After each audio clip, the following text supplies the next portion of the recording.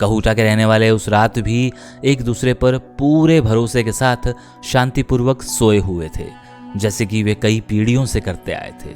लेकिन भोर होते होते कहूटा का नामो निशान लगभग मिट चुका था।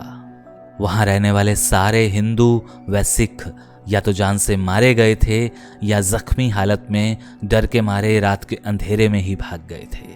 अनेक मुस्लिम लेखकों ने भी इस तथ्य की पुष्टि की है कि रावलपिंडी दंगों की साजिशों मस्जिदों में आयोजित बैठकों में रची गई। इन बैठकों में एक पूर्व विधायक सैयद अकबर खान कहूटा व कैप्टन लाल खान, यह दोनों वहां के तहसीलदार और एसएचओ रहे थे। विधायक काला खान और मौलवी अब्दुल रहमान ने मुख्य भूमिका निभाई थी।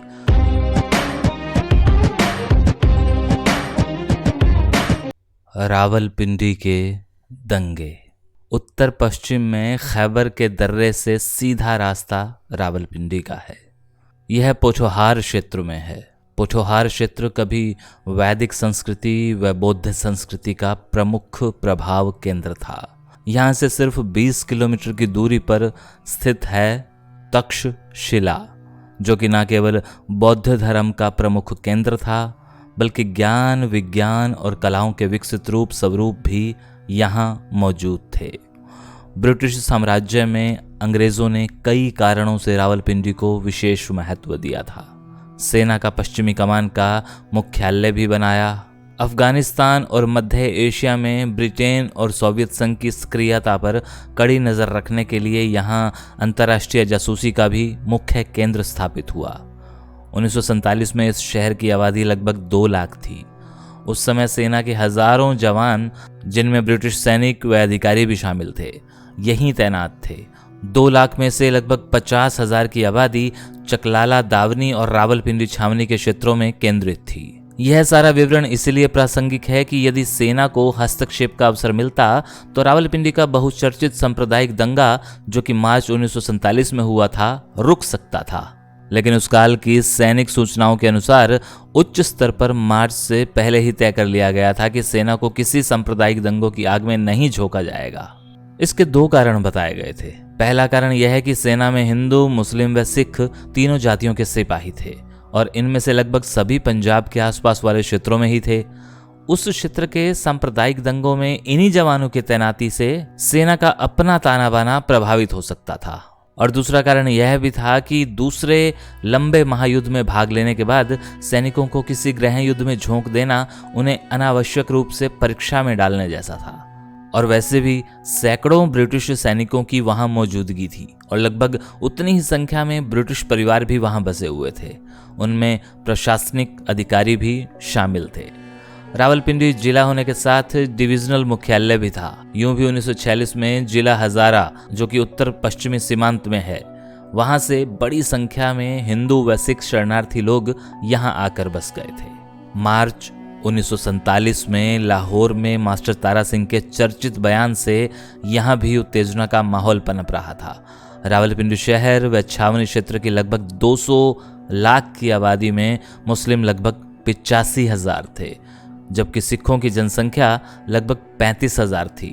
65,000 आबादी हिंदुओं व अनुसूचित जातियों की थी।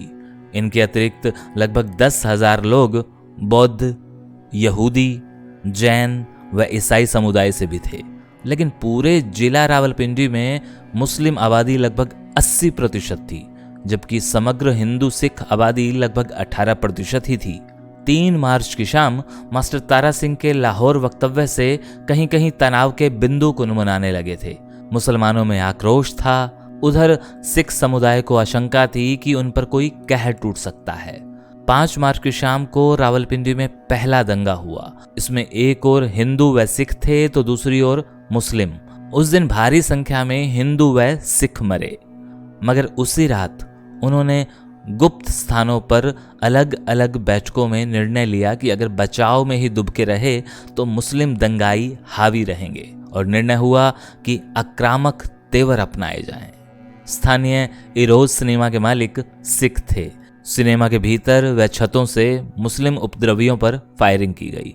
इस फायरिंग की पृष्ठभूमि में यह आशंका थी कि यदि उपद्रवियों को खदेड़ा न गया तो वे पूरे सिनेमा की इमारत को आग लगा सकते थे और भीतर मौजूद सैकड़ों लोग जीवित ही जला दिए जाएं। दंगों की प्रतिक्रिया पुलिस बलों में भी हुई। कुछ हिंदू पुलिस कर्मियों ने इन मुस्लिम पुलिस कर्मियों को निरस्त कर दिया, जो छिप छिप कर मुस्लिम उपद्रवियों को हथियार और गोला बारूद सप्लाई करते थे। उन मुस्लिमों कर्मियों को पीटा भी गया और एक को तो गोली भी मारी गई। इस प्रतिरोध के परिणाम स्वरूप कमोबेश सभी मुस्लिम दंगाई गुट शहर से पलायन कर गए और उन्होंने गांवों की ओर रुख किया। गांवों में निश्चित रूप से हिंदू सिख अल्पसंख्या में थे। वहां कई गांवों में हिंदुओं व सिखों के सामूहिक नरसंहार की खबरें भी मिली। मगर ऐसे कहर बरपाने वाले वक्त में खाकसार आंदोलनों से जुड़े मुस्लिमों ने कुछ गांवों में हिंदुओं और सिखों की रक्षा भी की। खाकसारों का नेता अशरफ खान तो हिंदुओं और सिखों का नायक बन गया था। एसजीपी की एक रिपोर्ट के अनुसार 5 मार्च 1947 को लाहौर में हिंदुओं और सिख छात्रों पर फायरिंग हुई, जिसकी खबरें सुनते ही रावलपिंडी के हिंदू सिख छात्र सड़कों पर उतर आए थे। मगर वे सिर्फ एक जुलूस की शक्ल में निकले थे, वे हथियारबंद भी नहीं थे। उस क्षेत्र के एक मुस्लिम पीर गोलरा के भड़काने पर मुस्लिम दंगाइयों ने उन पर हमला बोल दिया। अगले दिन हिंदू सिख छात्रों ने आक्रामक तेवर दिखाए। इस सारे प्रकरण में शहीद आजम भगत सिंह के एक साथी बाबा गुरबख्श सिंह ने भी आत्मरक्षा में बम बनाते हुए जान दी। बम बनाते समय एक विस्फोट में बाबा बुरी तरह घायल हो गया था। उसका पेट फट गया था और आंतड़ियां बाहर निकल आई थी। असहाय पीड़ा से वह इतना ज्यादा विचलित हो गया कि उसने समीप मौजूद एक सहयोगी राम सिंह की कृपाण अपने ही जिस्म में घोंप कर आत्महत्या कर ली। 9 मार्च को द ट्रिब्यून समाचार पत्र में छपी एक खबर के अनुसार 7 मार्च को तक्षशिला रेलवे स्टेशन पर मुस्लिम दंगाइयों ने रेल में सवार 21 हिंदुओं व सिखों को मार डाला था। कैम्बलपुर, जिसका नाम बाद में अटक रखा गया था, झेलम जिला के कुछ गांवों और जिला रावलपिंडी के गांवों में मुस्लिम दंगाइयों ने जमकर कहर बरपाया। पंजाब सीमा आयोग के एक सदस्य जस्टिस मोहम्मद मुनीर, जो बाद में पाकिस्तान हाई कोर्ट के मुख्य न्यायाधीश भी रहे, जिन्होंने अपनी पुस्तक फ्रॉम जिन्ना टू जिया में कुछ यूं लिखा है। मार्च 1947 में जिला रावलपिंडी में भीषण दंगे हुए और इन दंगों में यकीनन मुस्लिम दंगाई ही हमलावर थे। मैंने इस बारे में कायदे आजम से बात की थी और आग्रह भी किया था कि ये आसार अच्छे नहीं हैं। उन्हें स्वयं या तो रावलपिंडी जाना चाहिए या फिर कुछ वरिष्ठ साथियों को वहां हालात का जायजा लेने जाना चाहिए, ताकि भावी पाकिस्तान के अल्पसंख्यों में विश्वास की भावना जगे। और तब जिन्ना का जवाब था, मुझे एक बार सत्ता संभालने दो, मैं ऐसी हरकतें हरगिज बर्दाश्त नहीं करूंगा। जिन्ना ने तब अपने एक वरिष्ठ साथी नवाब ममदोट को वहां हालात का जायजा लेने भेजा। उन दिनों 2 जांच रपटें सामने आई। एक थी एसजीपी की जांच रपट और दूसरी खोसला कमेटी की जांच रपट। एसजीपी ने अपनी रिपोर्ट में रावलपिंडी दंगों में लगभग 7,000 लोगों के मारे जाने की बात कही थी, जबकि खोसला कमेटी की जांच रपट सरकारी सूचनाओं के हवाले से यह आंकड़ा 2,000 तक ही रखा गया। लेकिन इस बात की पुष्टि लगभग सभी कमेटियों ने की।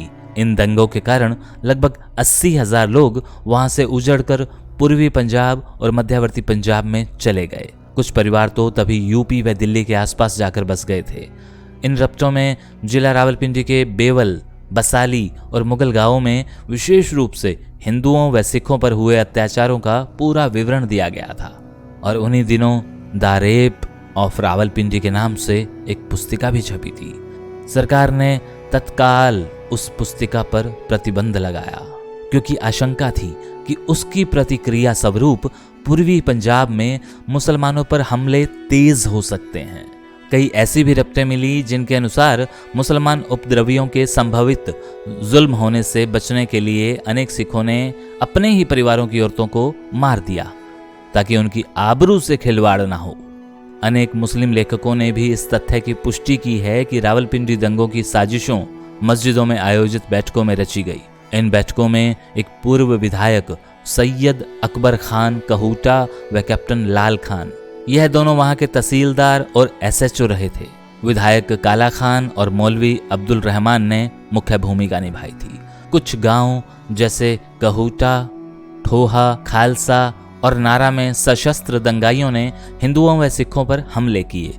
वे दंगाई पिस्तौल, राइफलों व गंडासों के अलावा पेट्रोल के टीन भी लिए हुए थे। हर दंगाई ग्रुप के साथ ताले तोड़ने वाले भी होते थे और गधे व खच्चर हाँकने वाले भी। इन गधों व खच्चरों पर लूट का सामान लादा जाता था। सैयद अकबर खान व लाल खान के लोगों ने इसके लिए एक अलग सी साजिश रची। पहले वे लोग हिंदू सिख मोहल्लों में जाते, उनके सामने कुरान की शपथ उठाकर सुरक्षा का आश्वासन दिया जाता। उनके घरों के हथियार सुरक्षा प्रबंध के नाम पर अपने कारिंदों में बांट दिए जाते और फिर निहत्थे परिवारों पर हमले कर दिए जाते। इनमें सबसे ज्यादा जुल्म ठुआ खालसा गांव में हुए, जिसका रोंगटे करने वाला बयान पत्रकार उर्वशी बुटालिया ने अपनी पुस्तक में किया है। यह गांव कहूटा के नजदीक ही था। इन दिनों इसी क्षेत्र में पाकिस्तान का परमाणु केंद्र है। इस गांव की दयनीय दशा की चर्चा लारी कालिंस और डैमनिक लेपायर ने भी की है। धूल भरी गलियों में 2000 हिंदू तथा सिख व 1500 मुसलमान मेल जोल से शांतिपूर्वक रहते आए थे। लेकिन उस दिन गांव के बीच में केवल मंदिर की पथ चारदीवारी और सिखों के गुरुद्वारों का गोल गुंबद उनकी एकमात्र निशानियों के रूप में बचे रहे, जिनसे पता चलता था कि कभी कोई यहाँ गांव भी था। माउंटबेटन के आने से पहले ब्रिटिश रेजिमेंट की एक टुकड़ी यूं ही गश्त करती हुई इस गांव से गुजरी थी। कहूटा के रहने वाले उस रात भी एक दूसरे पर पूरे भरोसे के साथ शांतिपूर्वक सोए हुए थे, जैसे कि वे कई पीढ़ियों से करते आए थे। लेकिन भोर होते होते कहूटा का नामो निशान लगभग मिट चुका था। वहां रहने वाले सारे हिंदू व सिख या तो जान से मारे गए थे या जख्मी हालत में डर के मारे रात के अंधेरे में ही भाग गए थे। मुसलमानों का एक गिरोह गांव के भूखे भेड़ियों की तरह टूट पड़ा था और उसने बाल्टियों में पेट्रोल भरकर सिखों व हिंदुओं के घरों पर छिड़का था और आग लगा दी थी।